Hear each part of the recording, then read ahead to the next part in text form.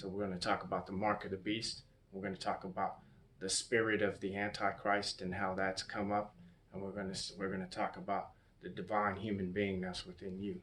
So if you're not tied into that in these last days, then it's going to get increasingly worse for everybody.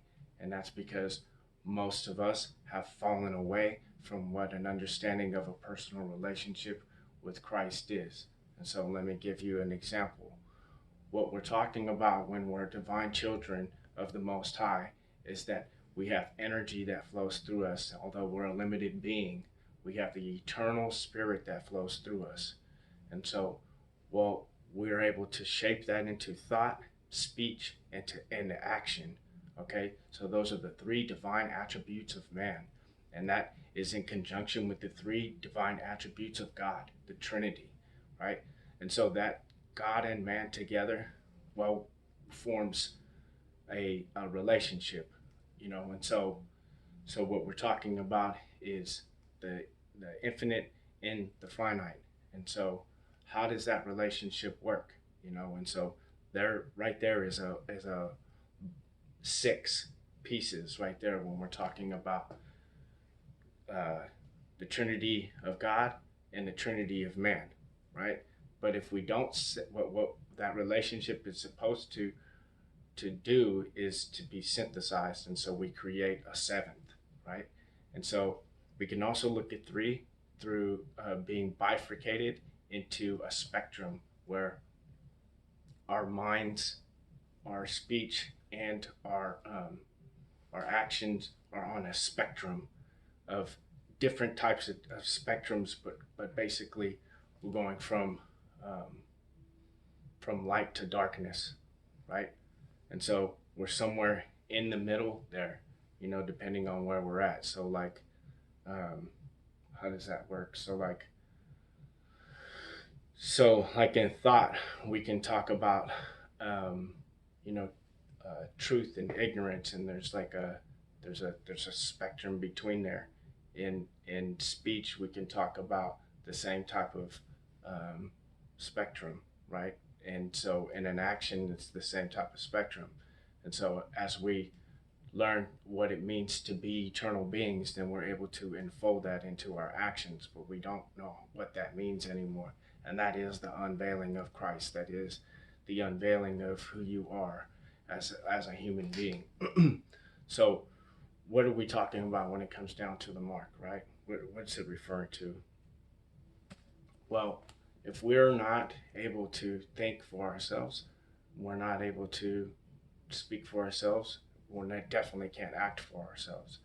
And so, in all actuality, the truth is that we don't. And this is what people don't want to understand. We have free will to the extent that we understand the powers that actually drive our lives. And that's about the extent of our free will. Because there's all kinds of different things that are actually pushing and pulling us in all kinds of different directions. And as we come to uh, understand that on a deeper and more subtle level, then we're able to be harness those powers in a way that can be harmonious in our relationships, or we can take that information to try to control and manipulate, and that's the birthplace of evil, right? And so, well, that's the difference between 666 and 777. And if we understand the numbers, then we can understand what they're getting at when they're talking about how we're not in line with God, and we've actually given rise to the spirit of the Antichrist, right? And so, if we can do this on an if we do that on an aggregate level, what happens is a veil comes over the people, and we're not able to see how purposes connect. We're not able to see the meaning behind causal reality. And that's kind of like how science has led us. We can understand that there's causal relationships. We get that much, but we're not willing to see how that has a deeper meaning. You know, a veil has come over our eyes, and we can't. And in fact, if we don't subscribe to the idea of God, or we've been traumatized by that idea, we'll actually like adopt really crazy um, ideologies in order to push away the the idea of a unified God, and that is the spirit of the antichrist. And so that's what we're wrestling against. When we're talking about, Paul said that we wrestle not against flesh and blood, but against powers, ideas, principalities, and high places, right? And how these people are wrestling with the ideologies and how they manifest throughout the people. And so if we're not familiar with these ideologies, then they cannot manifest in our lives, and we are subject to them. So that's what we're talking about, is how do we get familiar with these things so that we can allow them to manifest in our lives, right? So they can move through us properly, but we have to turn towards them. And that's the whole point of repentance and all this stuff. But really, it's just a repentance. It's just admitting that some shit don't work. So like, but when we're hell bent on, when we're in fear and we think that all we can think about is this mortal life, then we're not able to see the greater ramifications of existence. And so that's what we're fighting against right now, is people are really like stuck in like, their body. They're like convinced that this body is like, who they are, like it'd be like equivalent to an astronaut thinking he's his spacesuit. You know what I mean? Like it's gonna lead us into all kinds of problems. So like, but who are we then if that we're not our spacesuits? If they're, and that's what we're getting to, the deeper meaning of these things. And well, one thing that I want to address right now is this mom mentality, and like how how we've been hijacked, how our mentality has been hijacked, how our thoughts and our emotions have been hijacked. And so we're being led down a path that is really scary, and it's been prophesied. So I wanted to just read this, and I'm gonna read the commentary portion of it so it can kind of like shine some light on it, and then I'll leave you with your day. But I felt led by the Spirit to like bring this to people's attention, because I don't think people understand what it means, to what the mark of the beast actually means, and what the image of the beast and all this is. So it really starts on chapter 13. I'm going to go 13:14 or 13:13. And he doeth great wonders, so that he maketh fire come down from heaven on earth in the sight of men, and he deceiveth them that dwell on the earth by the means of those miracles which he had power to do in the sight of the beast, saying to them that dwell on the earth, that they should make an image to the beast which had the wound by a sword, and did live. And he had power to give life unto the image of the beast, that the image of the beast should both speak, and cause that as many as would not worship the image and the beast should be killed. And he causeth all, both small and great, rich and poor, free and bond, to receive a mark on their right hand or in their foreheads, and that no man might buy or sell save he that had the mark, or the name of the beast, or the number of his name. Here is wisdom. Let him that hath understanding count the number of the beast, for it is the number of a man, and his number is 600 threescore and 6, so 666. So it's not just saying the 666, which is what confuses people. You can drop back and see that it's also talking about, and that no man buyeth lest he have the not just the mark, but the name of the beast, and the what is the number of his name. And so like why does it say and is a mark in their right hand? Because right hand was symbolic of authority, or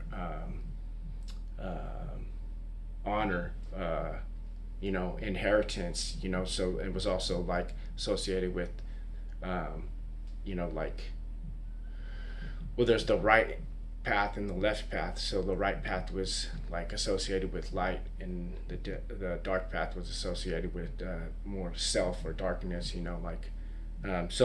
so anyways, like, and that's that spectrum we're getting back to that I was just talking about.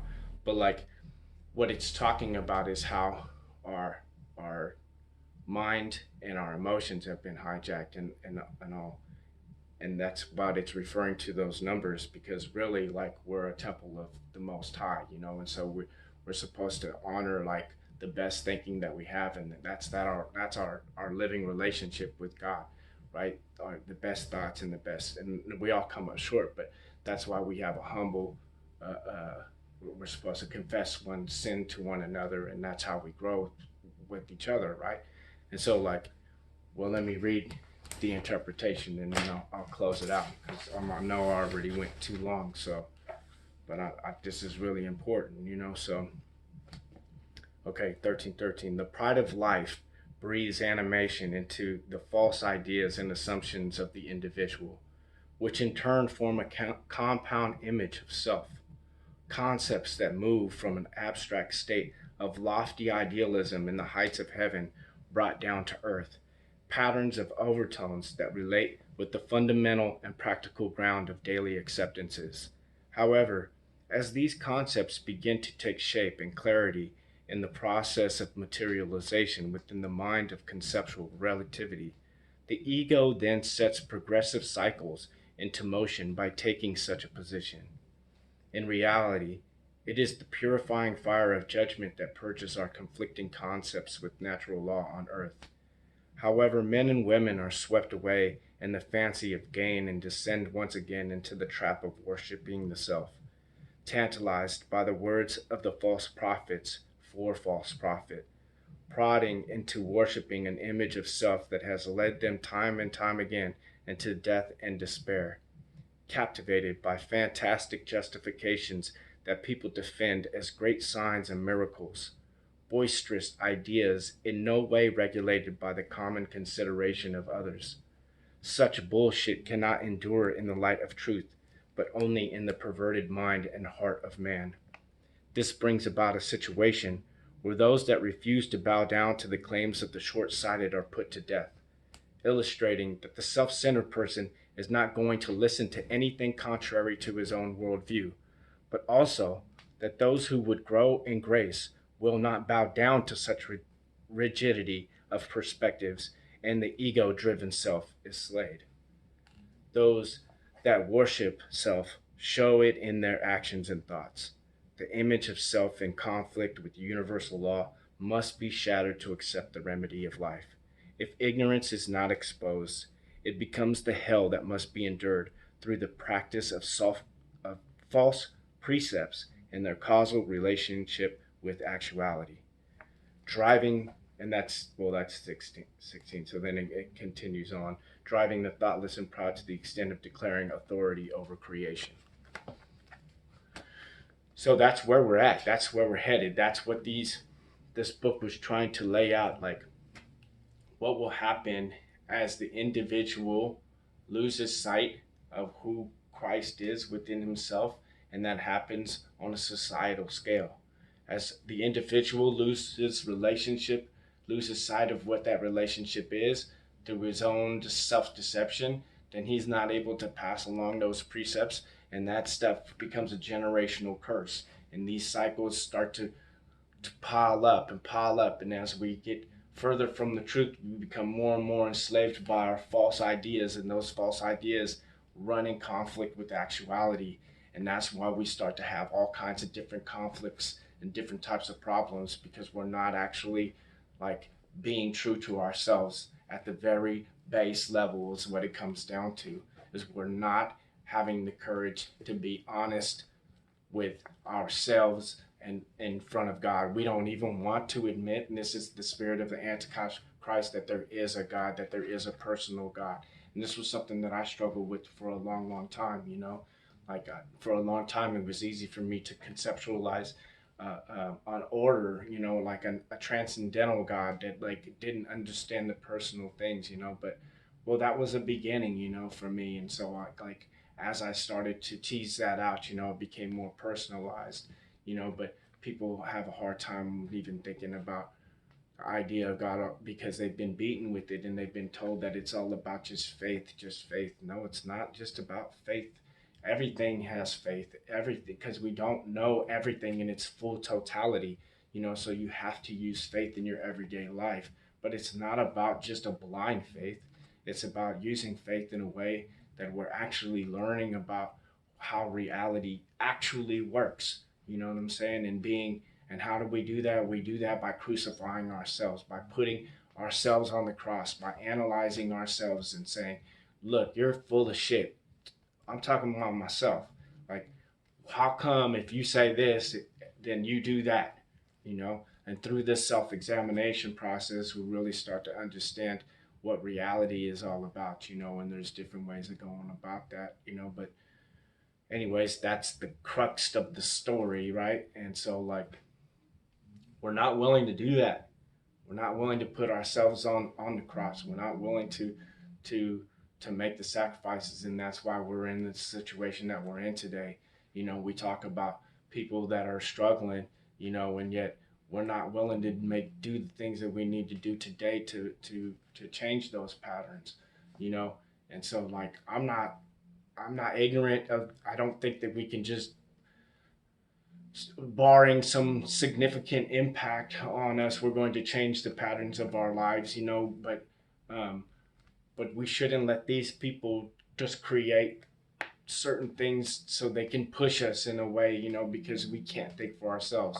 That's going to lead us into, definitely into mental slavery, and that's not a good thing, and we see through this prophesy, like, what that happens, where that leads to. And best believe that we're here now. I've talked to people about how this COVID thing is being used around the world to kill people, to put them in camps, to control and to manipulate and to extract and do all kinds of things, So maybe that's not our experience in the States, or maybe it is, you know what I'm saying? But best believe that what we're up against now is a corporate state that is cracking down on the individual. And so, first and foremost, we need to get real with ourselves. But then once we've gotten real with ourselves, then hopefully we can start to reach out a hand to the next man and start pulling together, because, man, we ain't gonna do it no other way. You know what I mean? Like, I'm not making these videos because I'm trying to be a cool guy.